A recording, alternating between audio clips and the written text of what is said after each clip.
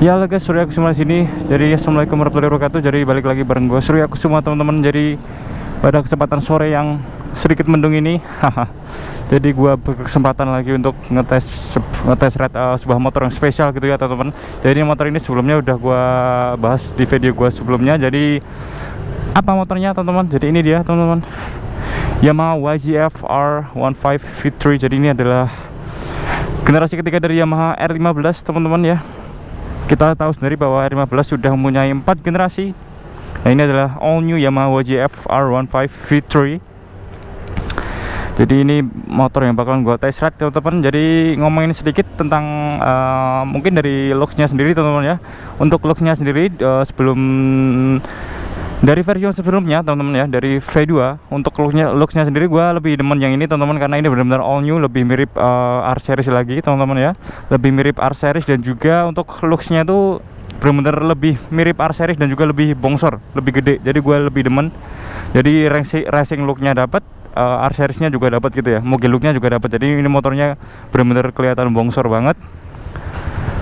Dan seperti yang bisa kalian teman-teman, untuk cc-nya sendiri dia menambah 5 cc dari yang sebelumnya 150 cc, sekarang dia menjadi 155 cc teman-teman ya. Dan ini teman-teman untuk bodi belakangnya tuh lihat. Ini yang paling gue demen part ini. Kenapa? Karena dia sama plug atau mirip banget ya dengan Yamaha R6 New atau yang Yamaha R1. Jadi belakangnya lancip dan juga bolong gini teman-teman ya.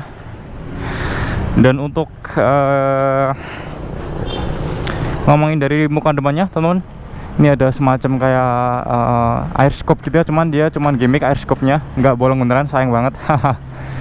Dan untuk ngomongin bannya teman-teman, untuk bannya ini dia yang depan 100/80, dia bawaannya pakai IRC Roadwinner. Dan yang belakang ini dia 140/70 dengan diameter peleknya gede banget teman-teman, 4 inci. Jadi sama yang kayak 250 cc. Depan belakang udah pakai cakram semua. Jadi good lah Yamaha. Dan ngomongin sedikit fitur, ada fitur hazard teman-teman. Gua tunjukin sebentar. Ini ada fitur hazard. Nah, jadi ada fitur hazard. Jadi dia nyala dua-duanya. Gokil sih. Ini lumayan membantu kalau kalian ada trouble motor gitu ya, harus minggir di jalan. Jadi ada 3 fitur yang bakal gua bahas. Yang pertama ada assist and sleeper clutch. Jadi gua bahas pas sambil jalan aja teman-teman. Dan juga ada VVA, variable valve actuation, dan juga hazard tadi ya. Jadi itu 3 fitur utama motor ini. Jadi oke, langsung aja kita naik ke motornya teman-teman ya. Nah, Oke, kita akan bahas first impression. Habis ini tinggi gua sekitar sebelum itu gua pakai ini dulu teman-teman, seperti biasa. Gua pakai ini dulu. Nah, sebelum itu tinggi gua sekitar 174 cm. Dan naik ini tuh ternyata teman-teman, yang gua rasain first impression adalah ternyata gua jinjit sedikit cuy. Gua nggak nyangka setinggi ini. Gua nggak expect sebelumnya, karena yang dibayang gua motor 155 cc itu benar-benar pendek. Ternyata enggak. Jadi Yamaha R15 ini tuh benar-benar superior. Dia nggak nanggung-nanggung bikin motor ala-ala super sport teman-teman ya. Kaki gua nunduk sedikit. Dan untuk stangnya teman-teman, bisa kalian lihat ya, ini underyoke. Jadi ini benar-benar motor fairing di bawah 250 cc ternyiksa. Jadi ini benar-benar underyoke, benar-benar pendek di bawah segitiga tuh. Jadi ini ciri khas R series banget Yamaha, gokil. Bikin motor ini benar-benar gak nanggung gitu ya. Dan ini tankinya kondom teman-teman, sayang banget. Tapi gue demen bentuknya, jadi kayak MotoGP banget. Terus ada sirip-sirip hiunya, ada logo Yamaha. Dan area dashboardnya ini gede banget teman-teman. Gue demen banget, jadi looksnya benar-benar gede, kayak GP, kayak moge banget. Gokil sih Yamaha. Dan itu tadi teman-teman untuk first impression dari area cockpit ya. Jadi ini spionnya kayak gini, lumayan gede, gue lumayan demen. Dan windshieldnya juga mirip MotoGP, lagi-lagi Yamaha. Kita bahas speedometer mungkin kali ya. Nah, untuk speedometer kali ini kayak gini, high body tadi. Dan ini udah full digital, jadi oke banget. Mirip R series yang lain. Jadi ada shift light, ini adalah indikator kalau kalian harus ganti gigi, udah waktunya ganti gigi gitu ya. Jadi mencapai RPM tertentu dia akan nyala kedip-kedip gitu. Terus ada gear indicator teman-teman, jadi ini sangat membantu. Motor-motor zaman sekarang udah pakai gear indicator semua rata-rata ya. Ada indikator netral, indikator oli, indikator engine check, indikator sen, indikator lampu jauh, ada indikator hazard juga. Ada RPM, takometernya dia limitnya di 11.000, jadi lumayan panjang nafasnya. Ada speedometer, ada fuel indicator teman-teman ya, ada fuel indicator. Terus modenya ada trip F, ada jam, ada kilometer per liter, modenya ada average. Jadi konsumsi bensinnya di sini tertulis 40,3 km per liter rata-rata ya.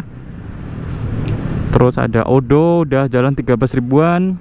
Jadi ini adalah tahun 2018 motornya teman-teman, warna racing blue. Gua paling demen yang mana ini, yang biru hitam. Jadi dia udah jalan 13 ribuan, jadi ya nggak terlalu capek lah ya motornya. Ada trip 1, trip 2, trip F, jadi average, trip 1, trip 2, ada jam dan juga average konsumsi bensin gitu ya. Dan di area sini ada handle coupling, ada rem, ada engine cut, ada hazard switch, ada starter, ada lampu jauh, lampu dekat teman-teman ya. Ada pas legnya di sini ternyata teman-teman tempatnya. Gua kebiasa makanya di sini ya, jadi agak kurang familiar. Jadi but it's not a big deal menurut gue. Ada indikator sen, ada indikator klakson, bunyinya bunyinya kayak mobil cuy. Jadi ya first impression kayak gitu di atas kokpit. Jadi ya mungkin langsung aja kita start. Wow, jadi ini adalah ciri khas bunyi SOHC banget teman-teman ya, dari Yamaha. Wah, bunyinya masih khas banget ya. Oke, kita akan langsung jalan teman-teman. Bismillahirrahmanirrahim. Oke.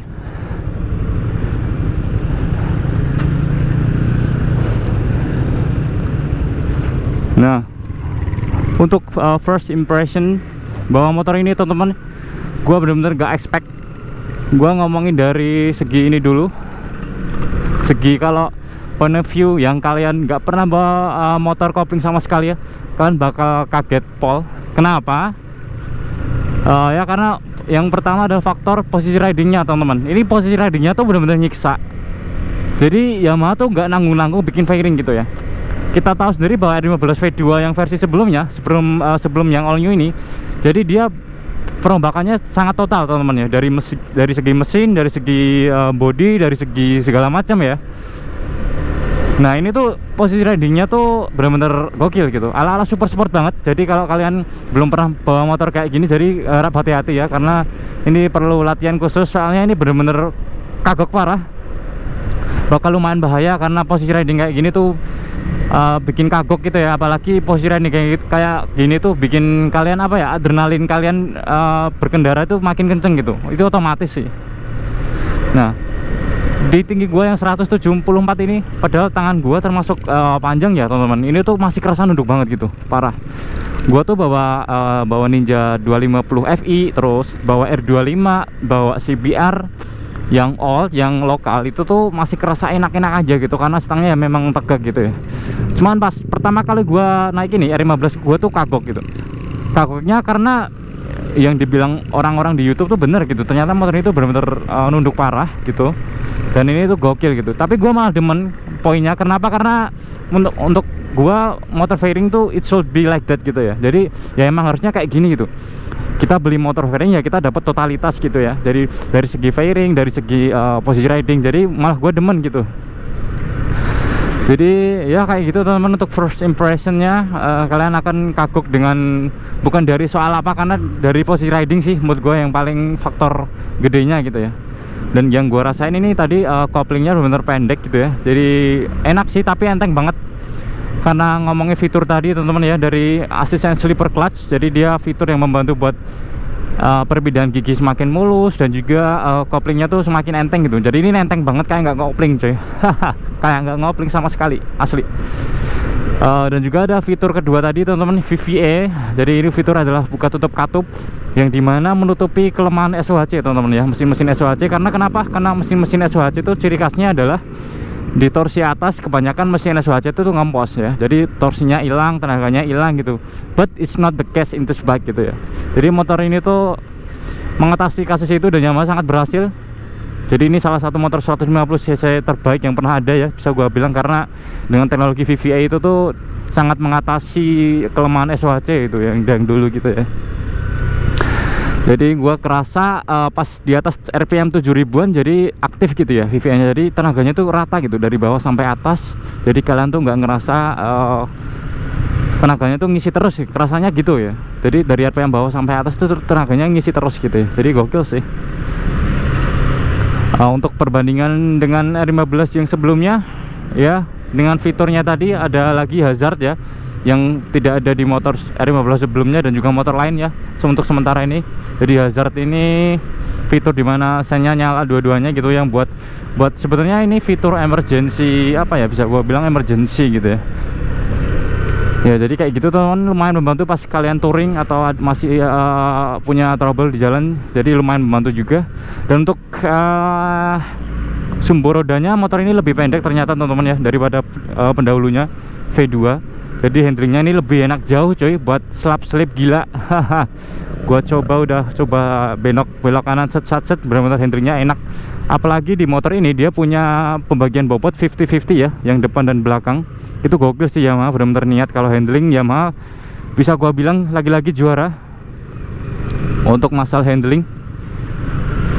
Jadi pembagian bobotnya 50-50, terus apalagi rangkanya pakai delta box, swing armnya banana, terus posisi ridingnya ala super sport, almost perfect untuk 155 cc gitu ya, untuk fitur-fitur kayak gini. Dan untuk perbandingan dengan R15 V2 sebelumnya dan juga semuanya berubah ya teman-teman. Dari ini benar-benar all new, dari mesin, dari desain, dari fitur. Jadi untuk powernya dan torsinya nambah banyak. Untuk ngomongin soal mesin ya, ini 100 SOHC 155 cc, terus 6 percepatan, powernya 19,3 HP, terbesar di kelasnya sampai sekarang. Terus torsinya 14,7 Nm, powernya 19,3 HP, jadi gokil gitu ya. Jadi bisa gua bilang tuh motor yang value to oke ya. Jadi bisa gua bilang salah satu motor yang worth to buy, value to price-nya tuh salah satu store worth it gitu ya, kalau kita bandingin dengan kompetitornya. Soalnya ya kalau kita balik lagi, kita rewind ke 2017, ada CBR K45G dan gesek gitu ya. Ngomongin CBR tuh powernya paling lambat, tapi harganya tuh dia paling overpriced menurut gua. Dia powernya paling kecil, pokoknya speknya paling kecil lah. Kalau gesek dia paling murah sih sebenarnya, dan juga top speednya paling kenceng, walaupun powernya di bawah ini ya, karena dia overbore. Cuman untuk fitur dan juga looks, gue bisa bilang kalah jauh dengan R15 ini gitu ya. Jadi gue bisa bilang ini paling worth it untuk kelas 150 cc, dan itu udah pasti dari segi fitur, part-part motornya. Part yang gue maksud adalah dari segi swing arm, fitur, dan juga rangka gitu ya, posisi riding juga gitu. Jadi gokil sih. Apalagi motor ini adalah motor pertama yang memakai USD di kelas fairing 150 cc gitu ya. Jadi gokil sih. Mau dibandingin dengan CBR yang all new 2021 pun masih oke sih ini motor ya. Jadi masih sangat bisa mengungguli gitu ya, dari desain maupun mesin apalagi ya. Karena soalnya yang CBR 2021 all new, yang lebih all new lagi dari K45G itu, mesinnya ternyata masih sama. Jadi gue sedikit agak kecewa gitu ya. Ya jadi gitu teman-teman. Dan juga for your information, motor ini tuh udah full LED kecuali di bagian itunya teman-teman, sennya lagi-lagi Yamaha belum ngasih sen LED. Jadi ini masih sen zaman purba gitu ya.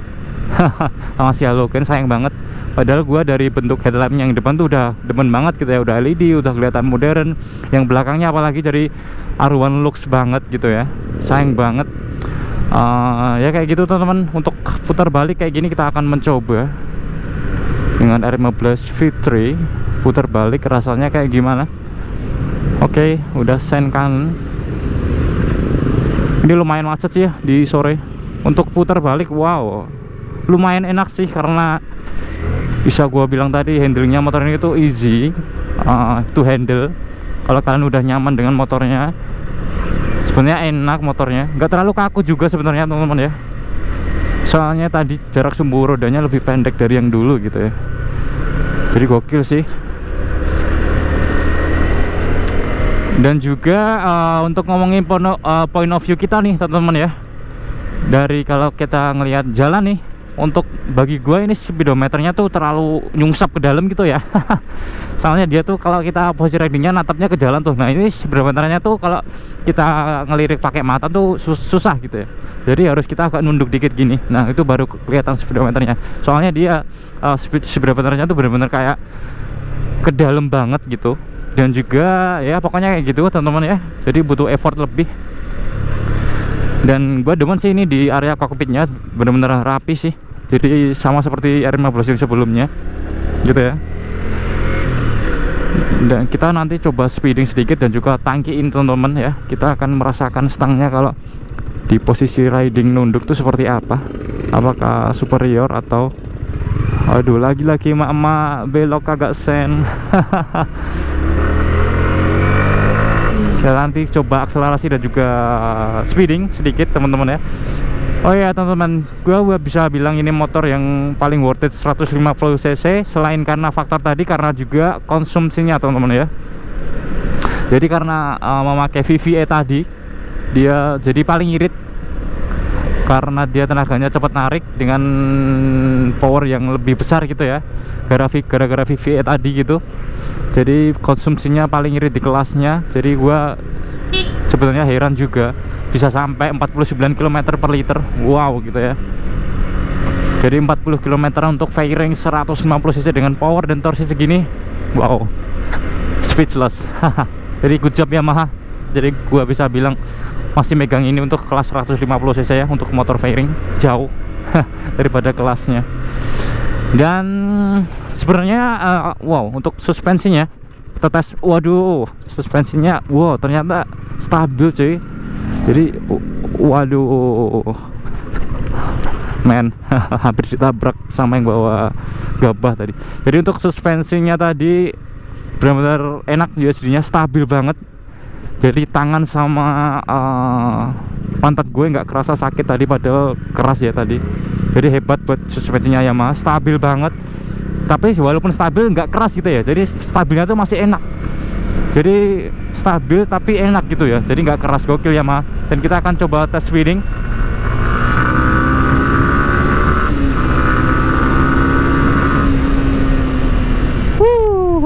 Gokil, akselerasinya engine brake-nya enak banget, gak kerasa cuy. Engine brake-nya enak banget, terus akselerasinya juga cepet banget narik. Dan juga torsi atasnya tuh masih narik teman-teman tadi. Jadi bukan gimmick ya, ini fiturnya benar-benar terasa banget. Akselerasinya cepet gitu ya. Jadi gokil sih ini Yamaha, good job buat mesinnya. Dan posisi kita tuh pas tangkin kayak gini. Nah ini tuh bener-bener tangannya tuh masih enak banget. Tangannya tuh nekuknya enak gara-gara stang underyoke, dan juga tankinya yang bentuknya tuh mendukung banget. Jadi perfect, almost perfect. This bike is almost perfect gitu ya. Jadi ini gokil sih Yamaha.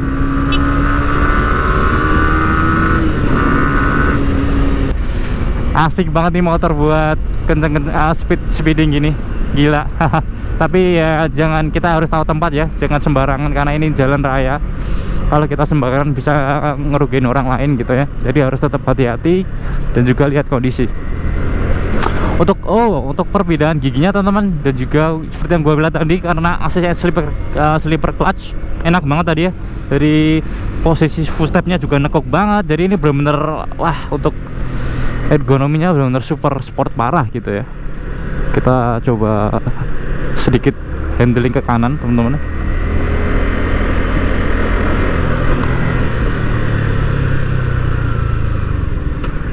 Oke, untuk handlingnya wah stabil banget teman-teman. Untuk posisi corneringnya juga enak. Kita coba sedikit cornering di depan. Kita engine brake. Wow, enak banget, gila Yamaha, ya Allah. Gue naksir banget sama nih motor. Apa ganti ini ya? Cuman 155 cc tapi fiturnya sama handlingnya juara banget, parah. Dan juga ngomongin sedikit teman-teman untuk perbandingan dengan Yamaha R15 V4 atau yang baru aja keluar Yamaha gitu ya, yang versi 4, dia mesinnya ternyata masih sama teman-teman ya, spesifikasinya. Yang nambah itu cuman dia all new nya tuh perubahannya ada di body sama fiturnya teman-teman ya. R15 V4 itu dia lebih mirip R series lagi desainnya, terus lampunya jadi DRL satu doang di tengah, yang sampingnya tuh LED DRL gitu ya, jadi mirip R series gitu yang R1. Walaupun di mesin yang sama speknya, cuman dia lebih berat sedikit teman-teman ya dari R15 V3 ini. Kalau V3 ini dia bobotnya 137 kg gitu ya, padahal ini motor 150 cc terberat di kelasnya, cuman tenaganya masih enak banget gitu. Gokil, Yamaha gokil. Jadi yang R15 V4 tadi fiturnya ada banyak teman-teman. Yang pertama bisa connect ke HP, ada Y connect, udah ada traction control, udah ada apa ya, itu riding mode-nya gila. Zaman sekarang motor 150 cc kaya akan fitur banget yang R15M tuh, jadi gokil.